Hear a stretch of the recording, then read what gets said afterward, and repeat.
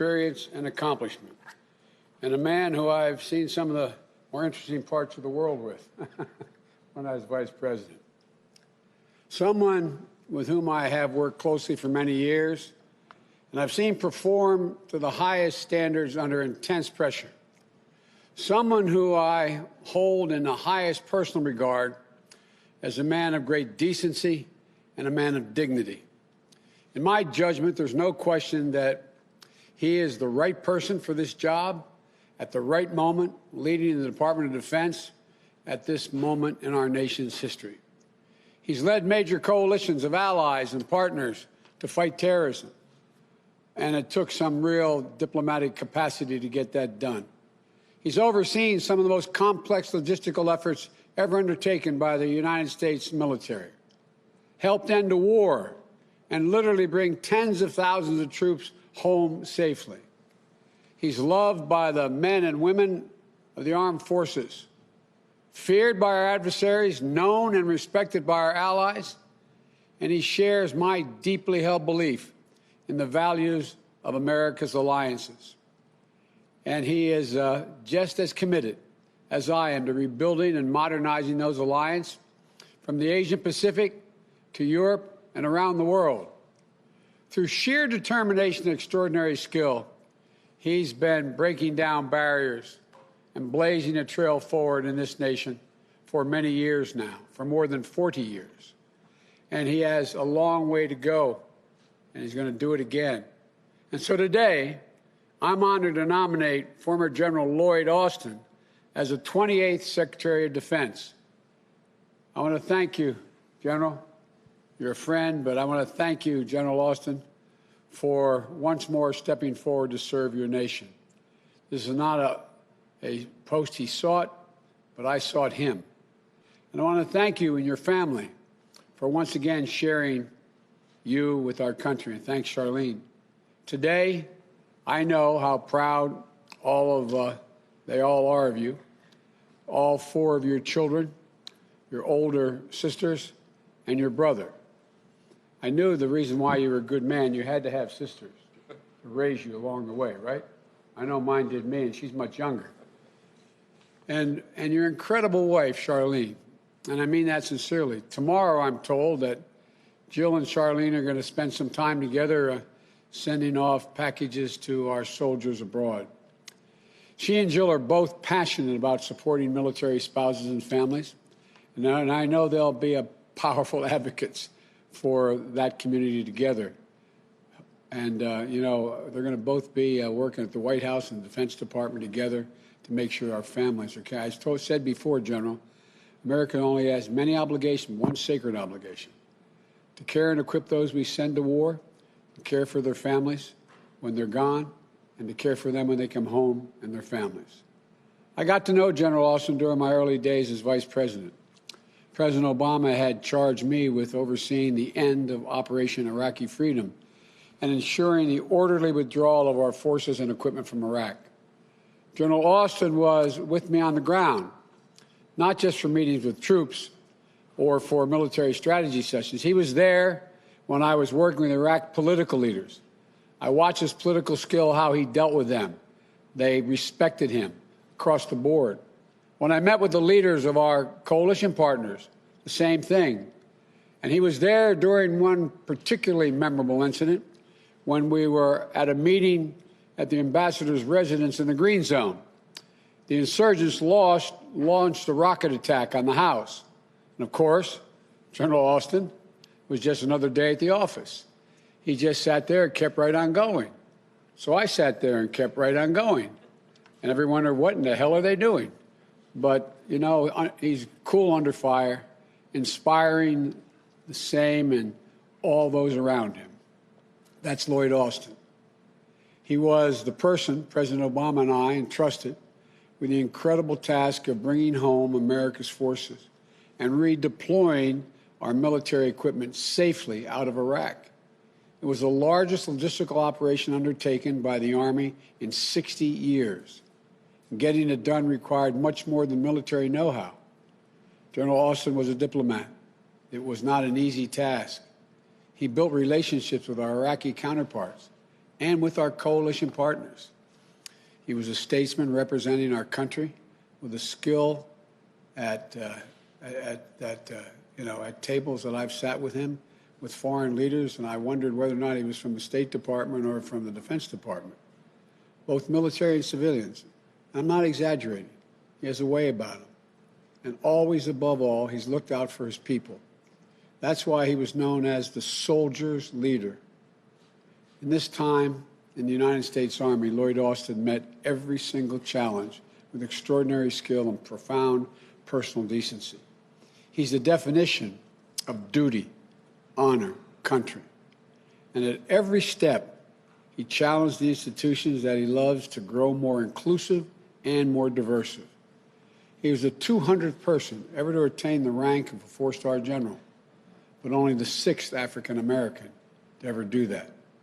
He was the first African-American general officer to lead the Army Corps in combat. He was the first African-American to command an entire theater of war.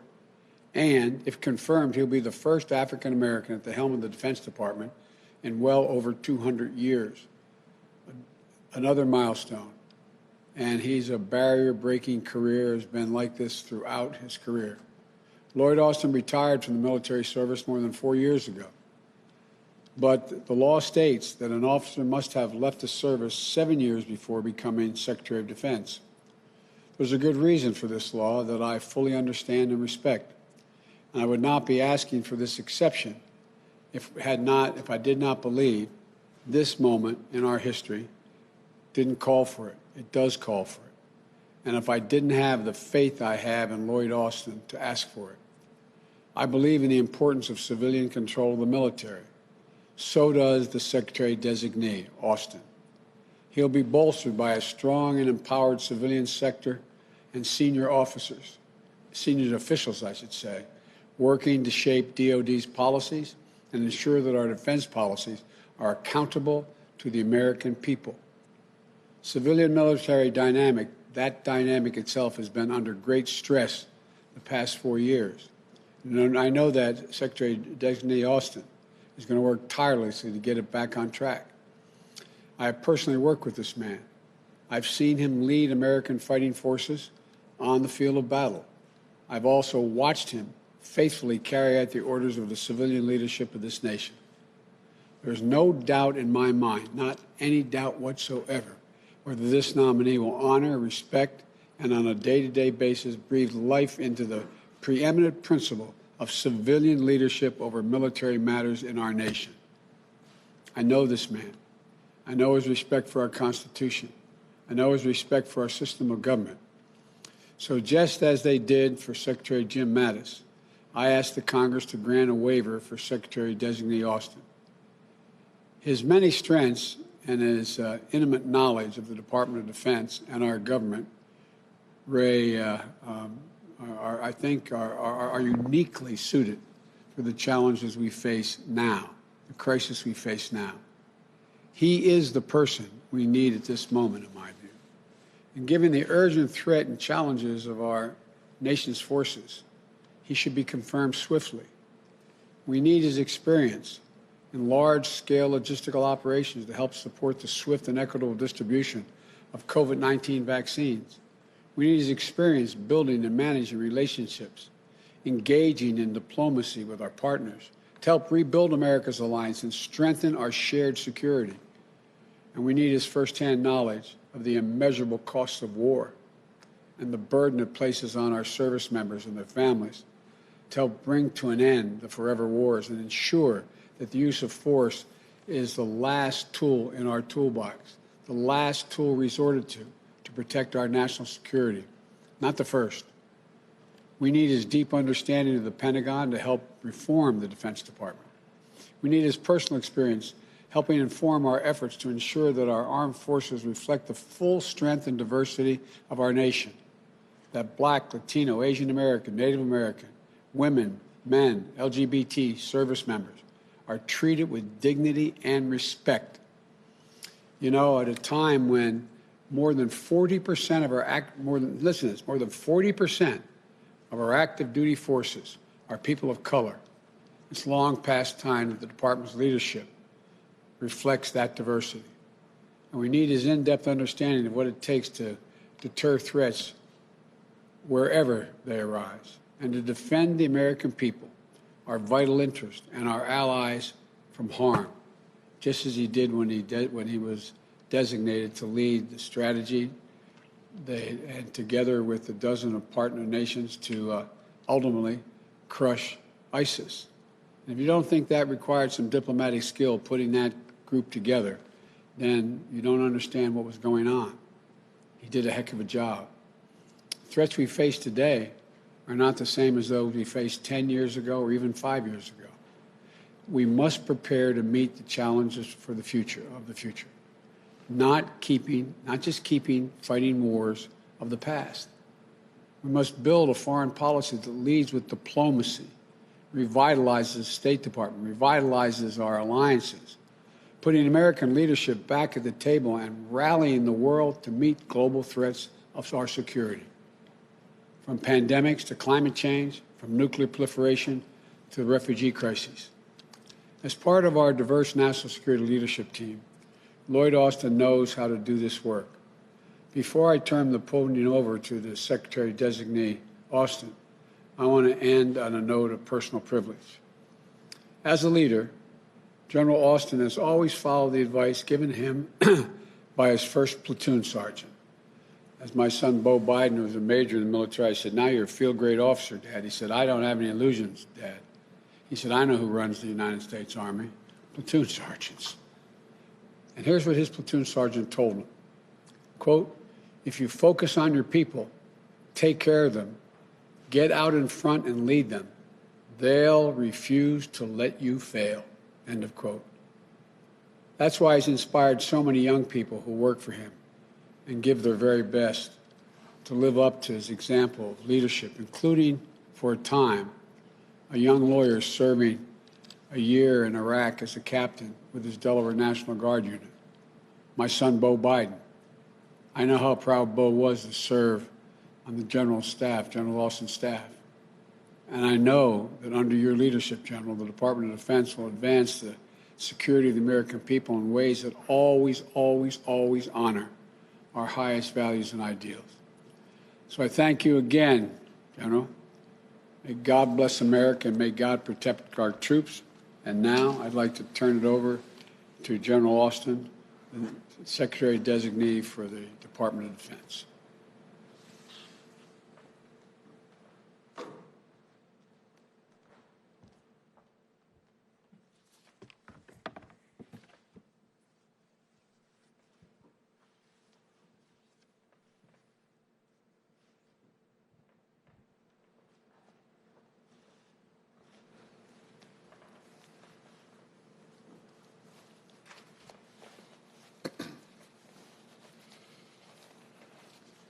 Mr. President-elect and Madam Vice President-elect Harris, thank you for your trust and your confidence and for the opportunity to serve as the 28th Secretary of Defense. And if confirmed by the United States Senate, it will be my sincere honor and privilege to return to the department and to lead our great service members and civilians in accomplishing the mission of ensuring our nation's security.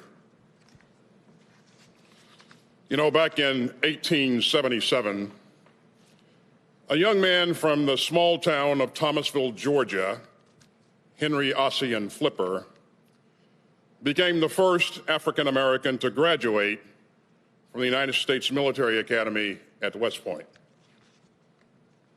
And after his commissioning, he was assigned to one of the Army's all-black regiments. And he became the first non-white officer to lead the Buffalo Soldiers of the 10th Cavalry.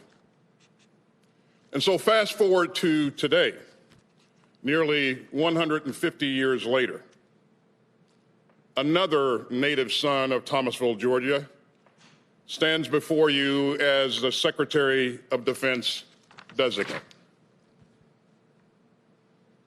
Now, many people have paved the way for me and countless others over the years, to include Henry O. Flipper.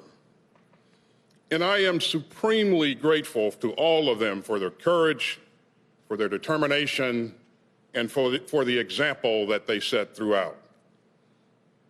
And they include the Tuskegee Airmen and the Montford Point Marines and many others. And throughout my career, I've also been incredibly fortunate to benefit from the support and the mentorship of exceptional leaders like General Colin Powell and Admiral Mike Mullen and General Johnny Wilson and my old platoon sergeant, who you heard the president-elect just talk about. You know, I was a brand new second lieutenant, and Sergeant First Class Fox Ballard took me in and taught me the way of the world. So I owe him and many others a great deal. And as Sir Isaac Newton famously said, if I have seen a little further, it is by standing on the shoulders of giants. I've been very fortunate to have the love and support of my family as well. My mother and father, who was a postal worker who, along with a number of my uncles and other relatives, spent time in the military, and that inspired my own desire to serve. I've also enjoyed the strong support of my brother and four older sisters. And most importantly, my bride, Charlene, who I've been truly lucky to have by my side all these years. And I am so grateful for her enduring love and for her support. You know, I spent much of my military career tackling tough issues and formidable adversaries in challenging parts of the world. And President-elect Biden, as you mentioned, we've worked closely together on some tough issues. And we've gotten to know each other under some intense and high-pressure situations. And, sir, you can expect that as Secretary of Defense, that I will give you the same direct and unvarnished counsel that I did back then. I understand the important role of the Department of Defense and the role that it plays in maintaining stability and deterring aggression and defending and supporting critical alliances around the world, including in the Asia-Pacific, in Europe, and around the world. And I fervently believe that, as you've said before, sir, that America is strongest when it works with its allies. And over the years, I've worked hand in hand with our diplomatic colleagues and partners around the globe and witnessed firsthand what we're able to accomplish together. And so, if confirmed, I look forward to resuming this important work. My career has taught me something else equally fundamental to who we are as a nation. When I concluded my military service 4 years ago, I hung up my uniform for the last time and went from being General Lloyd Austin to Lloyd Austin. It is an important distinction and one that I make with utmost seriousness and sincerity. And so I come to this role, this new role, as a civilian leader, with military experience to be sure, but also with a deep appreciation and reverence for the prevailing wisdom of civilian control of our military. I recognize that being a member of the President's cabinet requires a different perspective and unique responsibilities from a career in uniform. And I intend to keep this at the forefront of my mind. And I look forward to surrounding myself with experienced, capable civilian appointees and career civil servants who will enable healthy civil-military relations grounded in meaningful civilian oversight. As Secretary of Defense, my priority will always be the men and women, military and civilian, who make up the department and their families. And I've seen what they're capable of. Great Americans like your son, sir, Bo, and also our future First Lady, Dr. Biden, in her tireless work for military families. As the President-elect said, Bo was one of the military lawyers on my staff in Iraq. And we stayed in touch and saw each other a few times after he returned home. And as you too can attest, Madam Vice President-elect, Bo was a very special person and a true patriot, and a good friend to all who knew him. Over the past 4 decades, I've witnessed our service members and civilians' selflessness and patriotism and the extraordinary lengths that they will go to in support of the mission and in support of one another. And I could not be more proud of them and their families.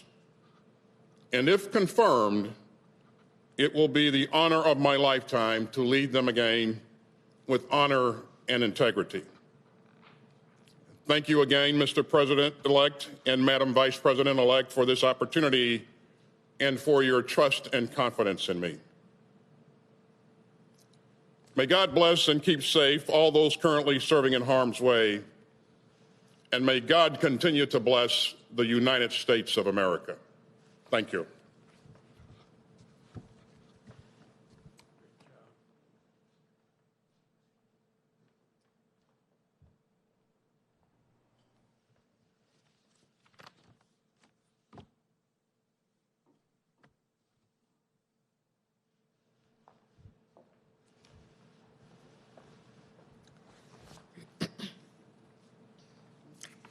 Good afternoon.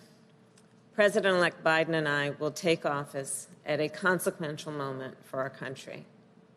Even as we work to contain this pandemic and responsibly open our economy, we also need to lead the Defense Department into the future, rebuild and renew global alliances and partnerships, and make sure the United States is prepared to address new threats and new challenges, from cyber to climate.